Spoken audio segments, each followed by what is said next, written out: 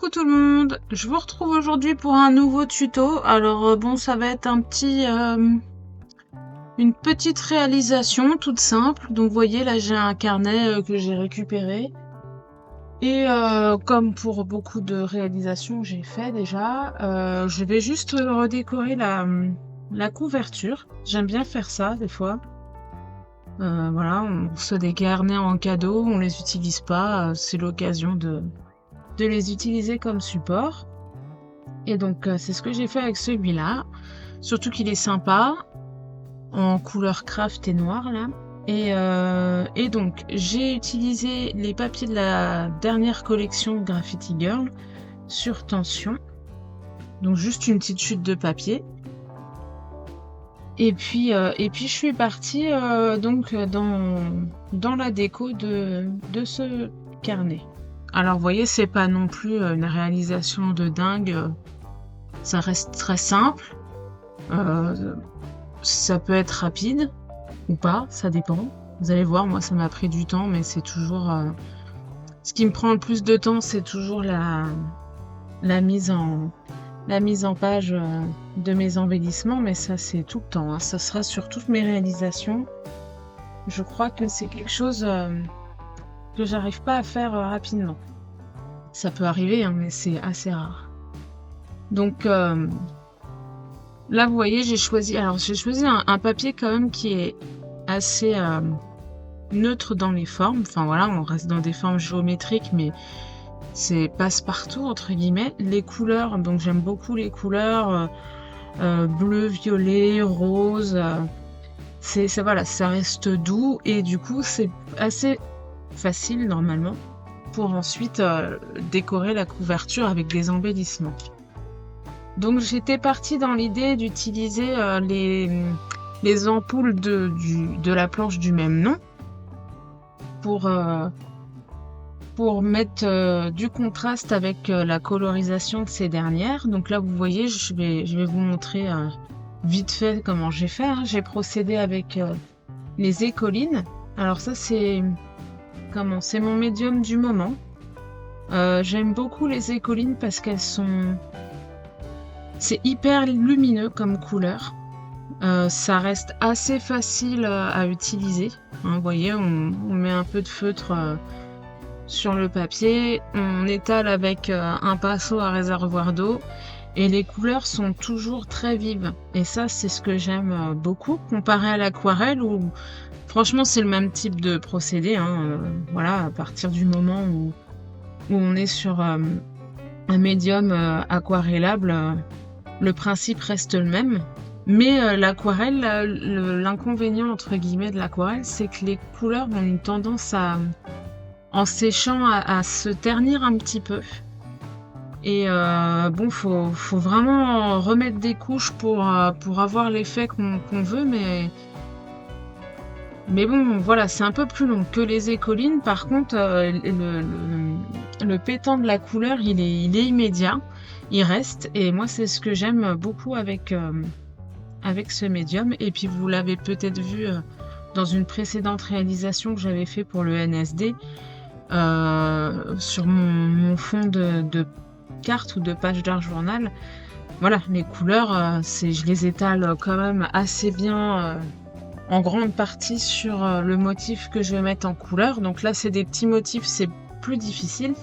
Mais sur des gros motifs et quand vous allez les utiliser sur des fonds de page, ça va assez vite. Donc c'est quand même très intéressant. Et puis l'année dernière, je les avais utilisés aussi pour une carte, un Polaroid, avec pour une des collections, la collection Paint Attitude, je crois. Et pareil, voilà, un peu de couleur, on met un peu d'eau. J'avais soufflé avec une paille ou avec mon petit souffleur d'encre à alcool et puis pour que les couleurs se diffusent. Et la carte, elle est hyper... Enfin, les couleurs, c'est pétant, quoi. Donc c'est ce que j'aime avec ce médium et c'est pour ça qu'en ce moment, je le réutilise beaucoup. Donc là, vous voyez, j'ai mis une ou deux ampoules en couleur. La première, je l'ai pas aimée, je l'ai foutue à la poubelle. Mais vous voyez, après, bon, une ampoule, c'est du jaune. Alors, j'utilise du jaune assez clair. Donc là, je crois que je suis sur le jaune... Alors, attendez, je vais essayer de vous dire. ce que j'ai utilisé comme couleur. Donc c'est pas le jaune pastel que j'ai utilisé. J'ai dû utiliser le jaune primaire, jaune citron, ouais c'est ça. Donc c'est le 205 si ça vous intéresse. Et après j'ai dû utiliser le jaune foncé, donc c'est le feutre 202. Et du orange clair, c'est le 236. Voilà. Donc ça c'est pour les couleurs, pour faire ma colorisation des ampoules. Maintenant, pour la colorisation avec tout ce qui est aquarellable, vous pouvez très bien avoir des couleurs basiques. Et de toute façon, pour les éclaircir, c'est l'eau que vous allez ajouter qui va permettre à la couleur de se diffuser et un peu plus claire aux endroits que vous voulez, plus clair sur votre motif. Pour donner un petit peu de texture à mon fond de page, j'ai utilisé le pochoir. C'est le pochoir, que je dis pas de bêtises, sur tension. Mais juste la partie avec l'électronique. Et donc ma fameuse pâte de structure, donc c'est la Modeling Pass de Ranger. Et c'était un fond de peau et j'avais mélangé de la peinture acrylique noire avec. Donc en fait le souci c'est que ma pâte de structure était un peu sèche, donc j'ai voulu la récupérer. Et j'ai mis un peu d'eau et un peu de peinture acrylique noire, et ce qui fait que j'ai une pâte de structure noire que pour terminer mon pot c'est pratique. Et donc ça me permet d'avoir des motifs en relief noir. Donc voilà. Alors là je termine la colorisation avec donc des feutres gris pour le coup, pour faire la partie haute des ampoules, hein, rajouter un peu de relief dessus. Donc vous voyez là mes ampoules, elles ressortent bien sur mon papier, puisque le bleu et le jaune se contrastent très très bien. Donc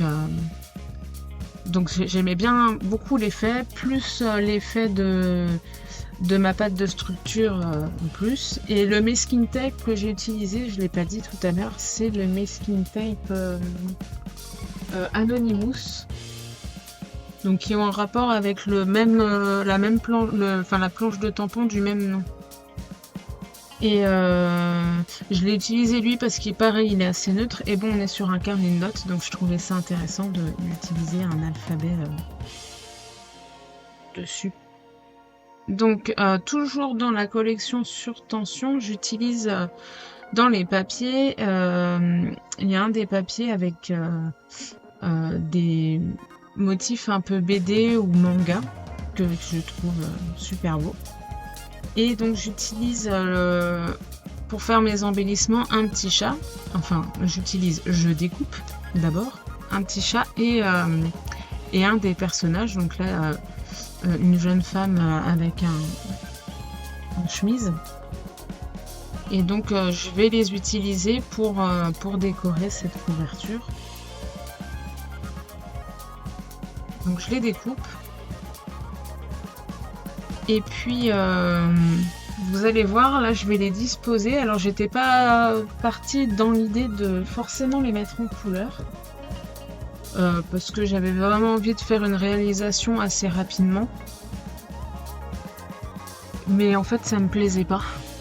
Je trouvais que ça ressortait pas assez du fond. Enfin, là il n'y a plus de contraste. On voit bien les ampoules, mais on voit pas la jeune femme. On voit encore moins le chat.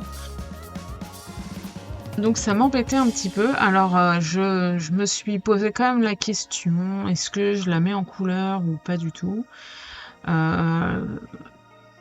J'ai hésité parce que les papiers Graffiti Girl ils sont super, il n'y a pas de souci. Mais c'est pas des papiers aquarellables. Donc j'avais peur que ça le fasse pas.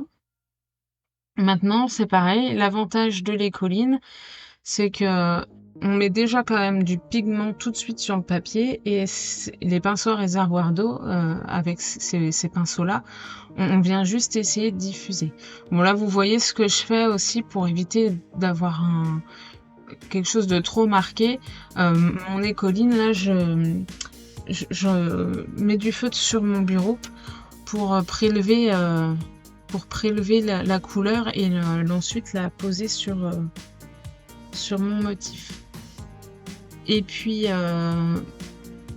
par rapport à ce personnage, les ombres et les lumières sont déjà figées entre guillemets sur le papier. Donc c'est vraiment poser la couleur pour mettre de la couleur, mais là il y a pas vraiment le travail d'ombre et de lumière à faire. Puisque c'est déjà fait dans le dessin. Donc c'est vraiment poser la couleur. C'est juste un peu plus tard, vous allez voir, il y a quand même... j'ai fait un petit boulot quand même sur la chevelure. Parce que ça, je sais pas, il y avait un petit truc qui m'allait pas. Mais on verra ça tout à l'heure. Donc voilà, je la mets en couleur. Donc après, bien sûr, je fais attention quand j'utilise mon pinceau à réservoir d'eau à ce qu'il n'y ait pas de trop d'eau aller sur le papier, puisque c'est pas un papier qui est fait pour ça. Et le problème, c'est que après ça peut abîmer le papier et puis votre motif, c'est foutu quoi. Voilà, il y a plus rien à faire. Le papier, il a eu trop d'eau, c'est pas bon. Pas bon du tout. Donc, je pars là-dessus, j'ai fait le visage. Alors, faut faire attention aussi avec les écolines. Et ça, je l'ai vu, je le réexplique. Enfin, ouais, vous verrez ça soit dans une autre vidéo qui sera déjà diffusée ou qui sera diffusée plus tard. Ça va, je sais pas trop encore. Mais j'ai colorisé des petits motifs, des petits personnages. Alors, le souci, c'est que dès qu'on rajoute de l'eau, dès qu'on met une couleur et qu'on dilue avec de l'eau, la couleur qui est à côté, donc par exemple si je fais un visage, que j'attends bien que ça sèche et qu'ensuite je fais les cheveux, et ben il peut y avoir un peu de pigment qui déborde sur le visage, le pigment pour les cheveux. Et du coup c'est un peu embêtant. Alors après je commence tout juste à les utiliser, hein, donc je vais voir, il y a certainement une technique pour pas que ça se diffuse comme ça. Je vais bien trouver. Est-ce que c'est une question d'eau, est-ce que c'est une question de papier, je sais pas, je vais voir. Mais du coup, c'est vrai que pour des petits motifs, j'étais un peu embêtée. Et c'est quelque chose que j'avais pas eu avec le fond que j'avais fait pour ma page d'art journal pour le NSD. Alors, pour les écolines, moi, du coup, quand je suis partie dans mon délire, je me suis offert pratiquement tous les feutres. Il m'en manque un parce que je me suis plantée dans ma commande. Mais voilà. J'en ai un en double et il m'en manque un, donc c'est pas grave. Là, j'ai utilisé pour faire la chemise. Je m'étais dit, tiens, chemise en jean. Alors, j'ai dû utiliser le bleu indigo, donc c'est le 533, ou le bleu de Prusse qui serait le 508, mais je pense que c'est l'indigo que j'ai utilisé. L'indigo, je trouve qu'il fait bien en couleur jean. C'est celui que j'utilise souvent pour faire les pantalons des petits personnages aussi. Et donc même principe, hein, soit je colore un petit peu et puis je diffuse avec avec mon pinceau à réservoir d'eau, ou alors j'y vais franco quoi. Alors là voilà, j'ai fini de coloriser ma petite bonne femme, enfin je crois que j'ai terminé. Et vous voyez, il y a toujours ce truc de elle ressort pas assez, contrairement à mes ampoules, donc je voudrais que ça contraste un petit peu plus. Donc j'essaye dans ma boîte là, vous voyez, j'ai plein d'embellissements, plein de tamponnages qui sont déjà mis en couleur. Donc ça c'est pareil, je l'ai déjà dit dans une autre vidéo. Il y a des jours où j'ai pas spécialement envie de scraper. Par contre, je me prépare souvent en avance plein de tamponnages qui sont déjà découpés. Donc ça c'est super. Alors je me suis redécouvert ma Scan & Cut que j'ai depuis longtemps. Si vous avez le budget et une grosse flemme de découper des tamponnages. Enfin, offrez-la vous. Si vous avez pas le budget, mais que vous avez des gens qui savent pas quoi vous offrir pour votre anniversaire et pour Noël combiné, faites comme faites-vous une cagnotte pour vous l'offrir. Enfin, vous savez, des fois, entre un bouquet de fleurs et puis 30 € pour se faire offrir quelque chose qui va nous servir dans notre loisir, bon, voilà. Après, c'est une question de point de vue, hein, mais c'est vrai que parfois, moi je comprends hein, qu'on n'ait pas forcément le budget. La Scan and Cut, je me la suis fait offert pour un de mes anniversaires, pour mes 30 ans, vous voyez. Et je pouvais pas me l'offrir toute seule à l'époque, et donc du coup, voilà, c'était l'occasion. Donc je comprends bien que parfois, nous avons un loisir qui coûte très cher, et ça c'est clair, hein, y a pas de... On va pas se mentir. Je peux comprendre aussi que parfois ça peut être frustrant de voir des choses et de pas pouvoir se les offrir aussi, ne serait-ce même qu'une simple planche de tampon. Hein. Donc voilà. Bref, tout ça pour dire que voilà, j'ai découpé d'avance plein de tampons, et puis parfois j'ai pas envie de scraper, mais j'aime bien faire les mettre en couleur. Voilà. Je peux être avec mes enfants dans le salon, et puis voilà, mes feutres, mes aquarelles, mes crayons de couleur, et voilà. Je passe des petits moments en famille. Chacun fait ses activités, mais on est tous ensemble, et puis ou des fois le soir devant la télé aussi, hein. Voilà.